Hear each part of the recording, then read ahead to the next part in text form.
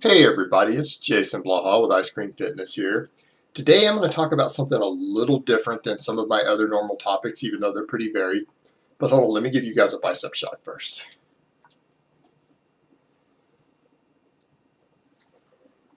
Alright, I am getting a lot of questions lately about a fairly new YouTube channel that has come out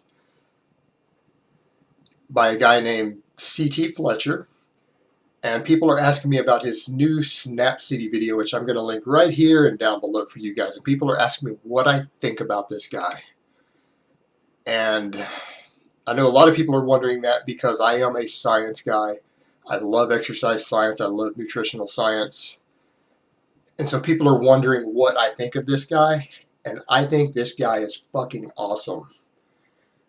I absolutely love his attitude, despite the fact that he's spouting some bro science and other things and doesn't have a formal background in these things. I love his attitude. I love what he brings to the table. And it's because this is something that gets me into fights with some of the other science guys. People have wondered what happened between Ian McCarthy and I. It's because I hate weak pussies. And I think anybody who, actually I would say anybody who honestly says, I don't want to get strong, I just want to get big, and they don't realize they're going to have to shoot fuckloads of drugs into their body to stay weak and still get big. I've never seen a natural bodybuilder put on any appreciable amount of muscle mass without getting insanely strong. I've never seen it done. And every single one who is an exception to that rule is actually secretly juicing their brains out. If you talk to them enough, you'll figure it out real fast. It requires drugs to do it. You cannot get big and stay weak without a lot of drugs. So these people don't even understand basic adaptations of the body or the fact that you have to get stronger to get bigger. And every expert that most people will listen to who really knows what they're talking about, guys like Lane Norton, Alberto Nunez, they will all tell you the same thing, that bodybuilders have to do power training. You will absolutely stall at a fairly small size as a drug-free bodybuilder unless you do power training. And in my experience, the big bodybuilders who don't do power training, who choose to stay weak, have to use twice as many drugs to get to the same size as the guy who does power training. So their drug bill's $40,000 a year instead of $20,000. When they could save themselves 20 grand a year if they just did some fucking power training. You know, to me, it's just a mind-boggling the lengths that people will go to avoid lifting heavy weight. And that's what I love about C.T. Fletcher, is that he just tells people flat out the truth that they are fucking pussies. And that is something that people need to hear today, because we have just become, as a society, we've just become so weak and so lazy. At least most people in our society, and I've noticed that people who've been through hell don't have that. Take C.T. Fletcher, for example. He obviously grew up hard. He grew up in the ghetto. He grew up with a hard life. And it helped make him a champion, and now that he's gone through a debilitating illness, he's come back with that same mentality even stronger. And I went through the same thing. I'm not going to get into the details, but even though I grew up financially privileged, I suffered some pretty extreme childhood abuse and some extreme childhood illness,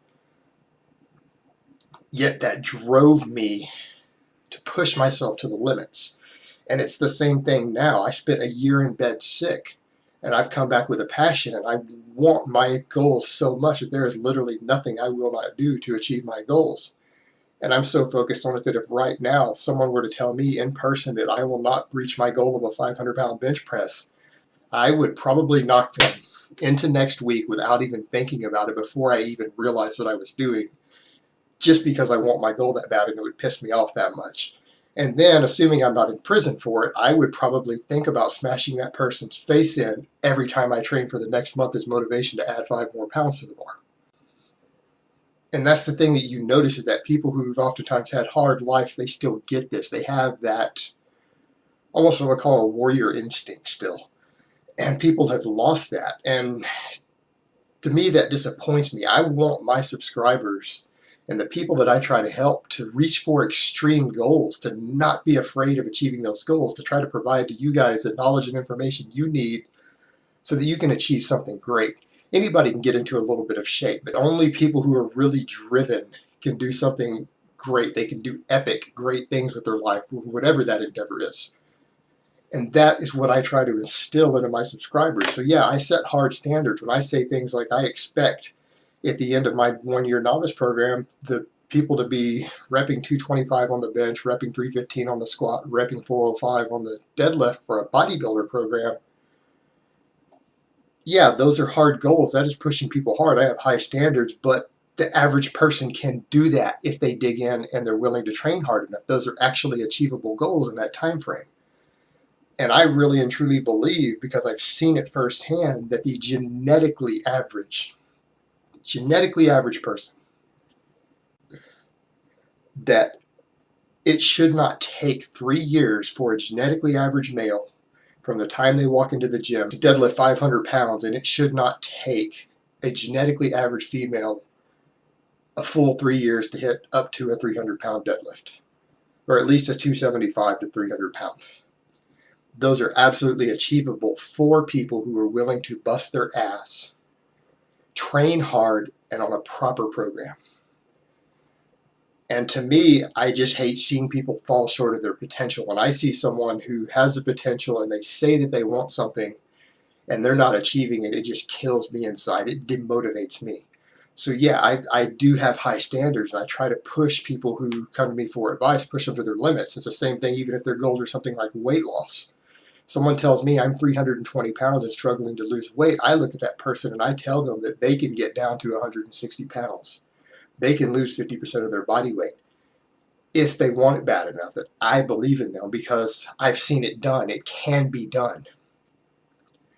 That average people can achieve exceptional things if they want it bad enough, and if they lose that fear and they're willing to do the work. And all of that being said, I think C.T. Fletcher takes almost what I'm saying with some of that kind of to the next level, and he's hard and in your face about it. But I really like what this guy brings to the table. I think that he's going to have a very positive influence on the YouTube fitness community. So I really kind of want to see where this guy goes with his channel. Alright guys, that's really all I have to say on that today. I hope it has been informative, and I will talk to you next time.